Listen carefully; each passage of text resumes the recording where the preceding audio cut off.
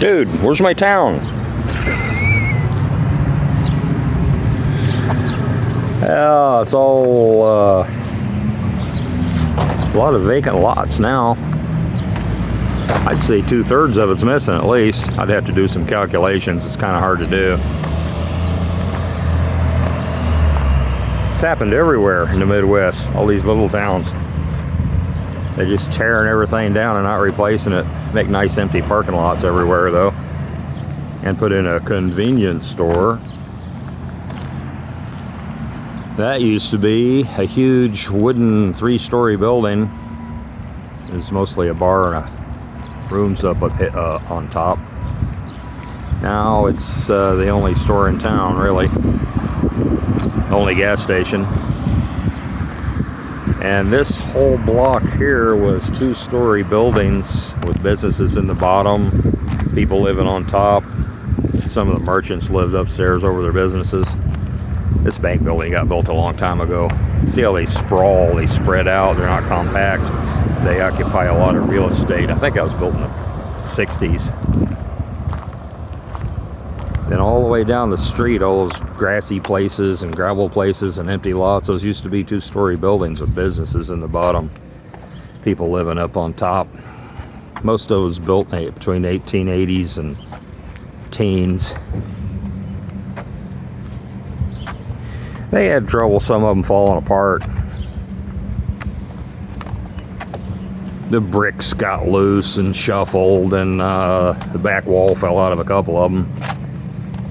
If you watch my True to Your School video, I think I mentioned the back wall of the high school fell out one year. They rebuilt it, redid it. The bricks they made around here, some people had a theory that they didn't hold mortar very well. I think some folks fixed up this building. It's really nice. They made an events venue out of it. Used to be a grocery store. I remember there's a grab it here store when I was a kid.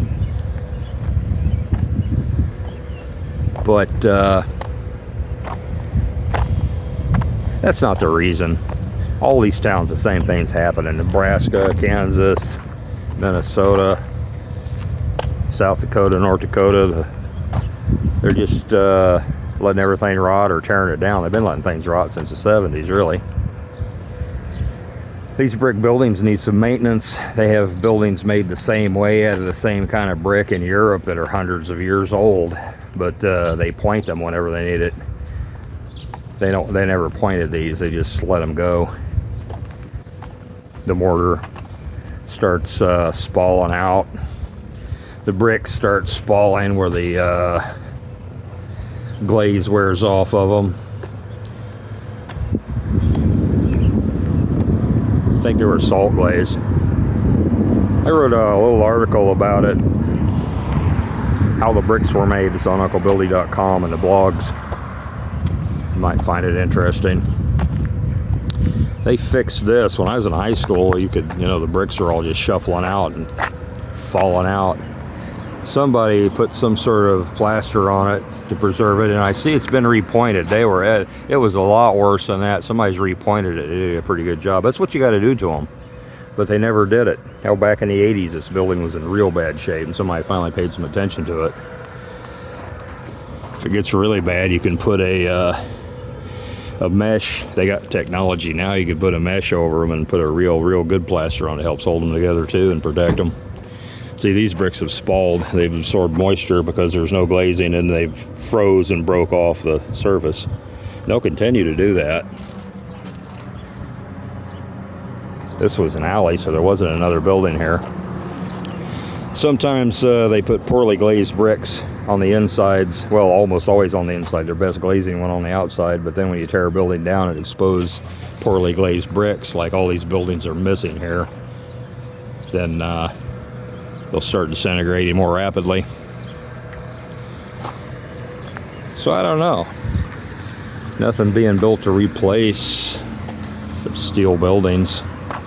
There was a 3-story hotel down there, and then a news building. They were brick. They all got demolished. Well, the news building collapsed.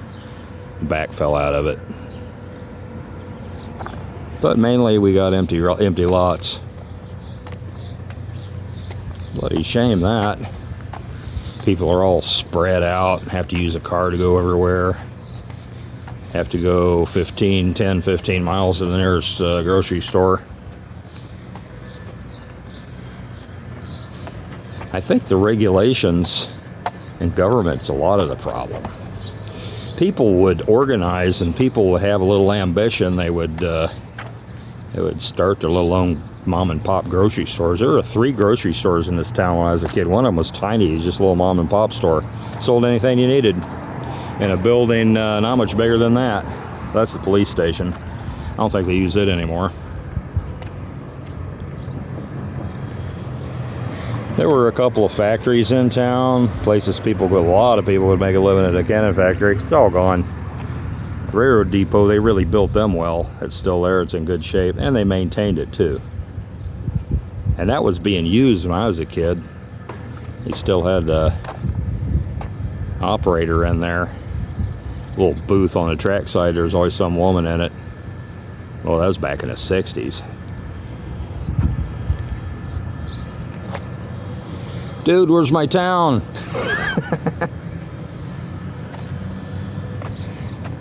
And it was all built locally. It wasn't a federal program that built these freaking towns.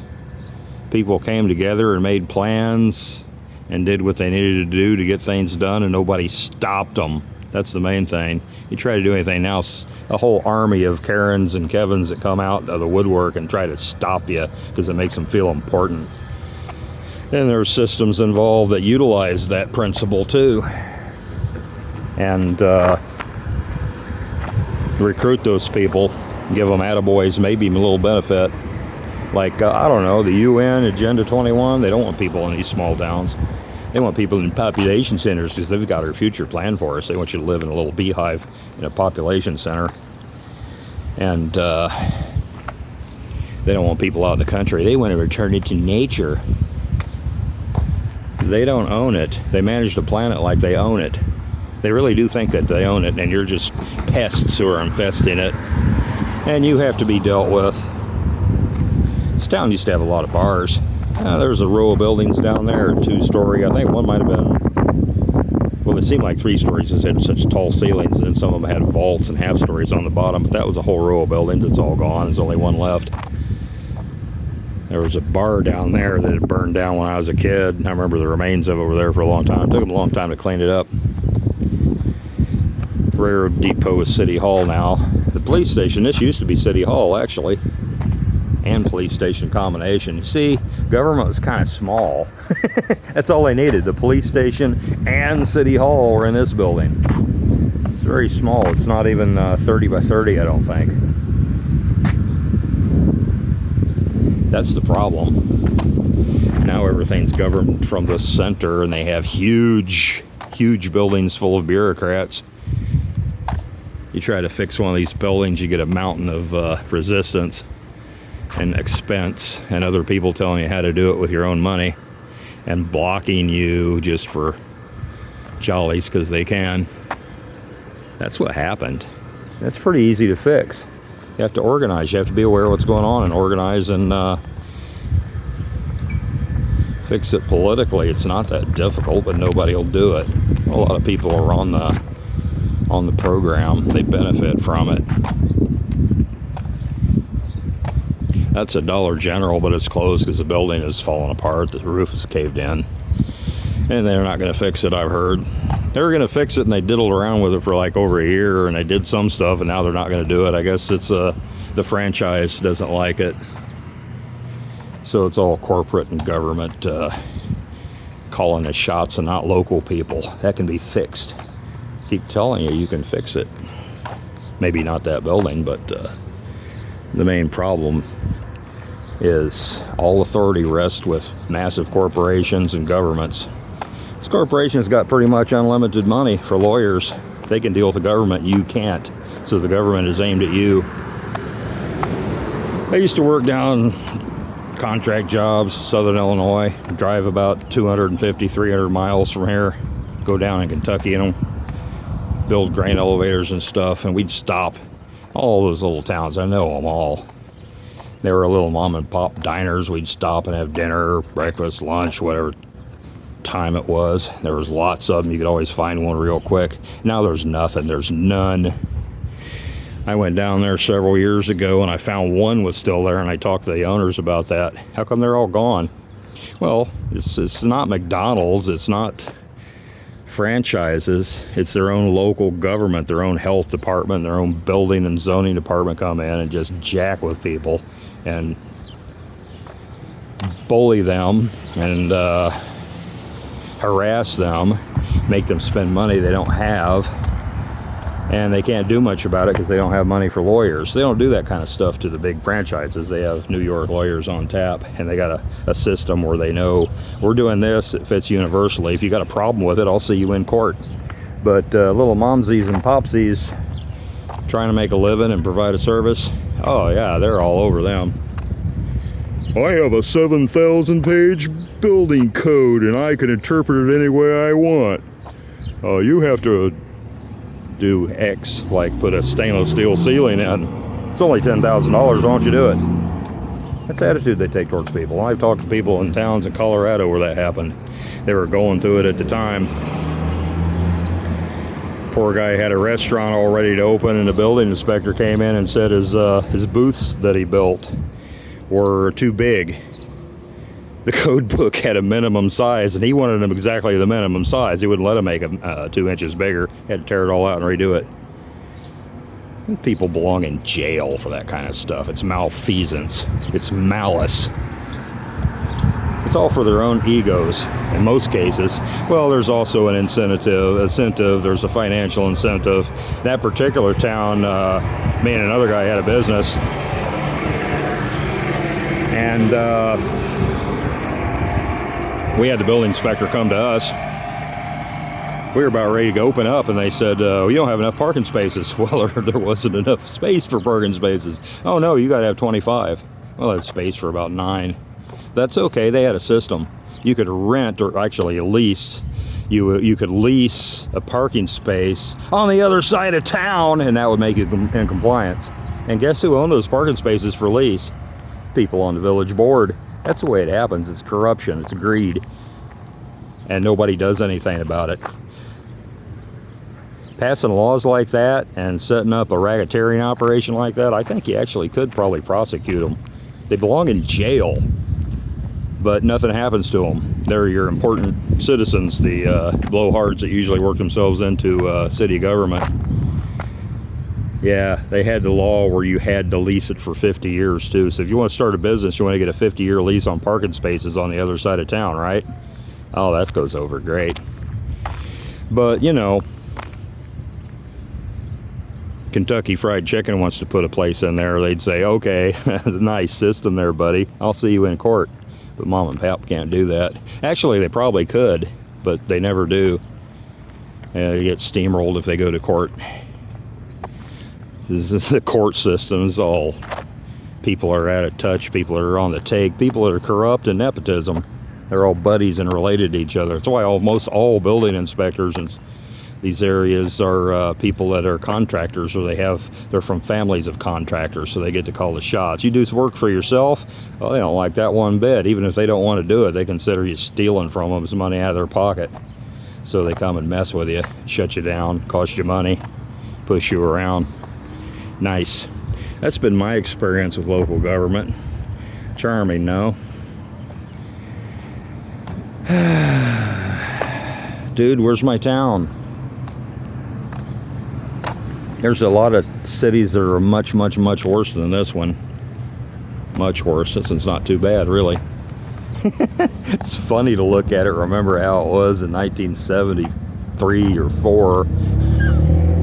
It's naked. Everything's missing. Well, the tax system screws them too. I mean, anything you got, if it's making money or not, you got to pay property taxes to support the school, right? Yeah. Whether you have kids or not. And you got a building that's sitting there not making any money. It's a net liability.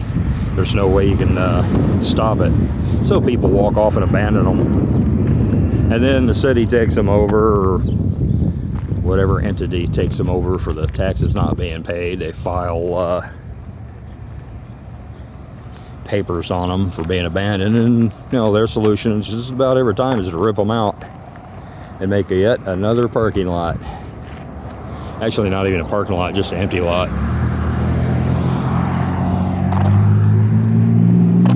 Well, if I've said anything in this video that's not accurate, please send comments or emails and correct me. I know a lot of local people are probably going to watch this. That's my perception of it, and I could be wrong. Talk to me. It can be reversed. I don't want to be a negative Nelly and just whine about stuff. That should be the first stage, and it should be quite brief. Some sort of equivalent of a Bill of Rights or an ideological construct could be made to reverse this stuff and to put stuff to use, to put power back in the hands of the people. We need things in this town, but you can't do anything. You get stopped unless you got tons and tons and tons of money. These corporations don't like competition, and governments don't like something that doesn't fit in the box and something that doesn't directly give them more power or benefit. And a lot of them got skin in the game too. I mean, that's the way you get ahead. You get yourself on government and get yourself on committees, and then start shutting things down and buying up stuff and don't do anything with it. I admire people that do something with it for the community, but lots of them don't. They just buy it up and want to speculate on it, put money in their pockets at the expense of everything else. They have no community spirit. This building was, I mean, this city was built by people that had a vision and wanted to make an efficient, nice, compact city you could walk through and have everything you need and live in, make a living, raise your kids, nice places, nice things to do. Yeah, who wants that now? Anyway, this has been long enough.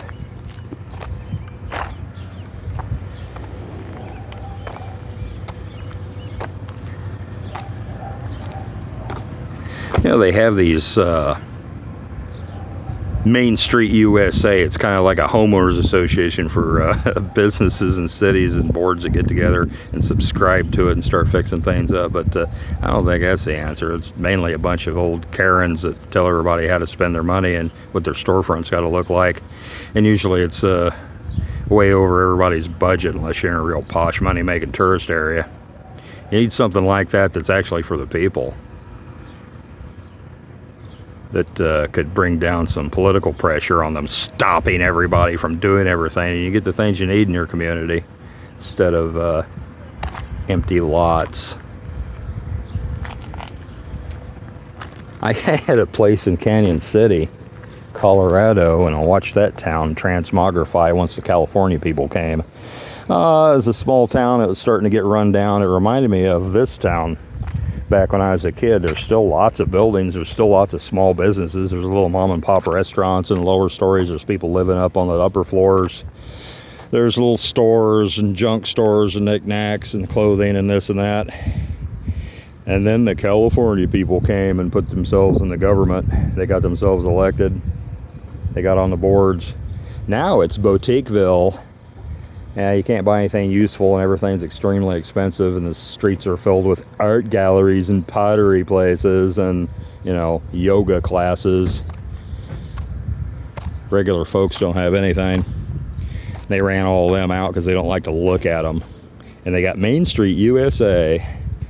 So they bought these frilly street lamps and put bricks in the sidewalk, and they have ordinances that everybody has to fulfill as far as the appearance of their business. Pretty high dollar stuff. I hadn't been there in a long time. I don't imagine anything's changed.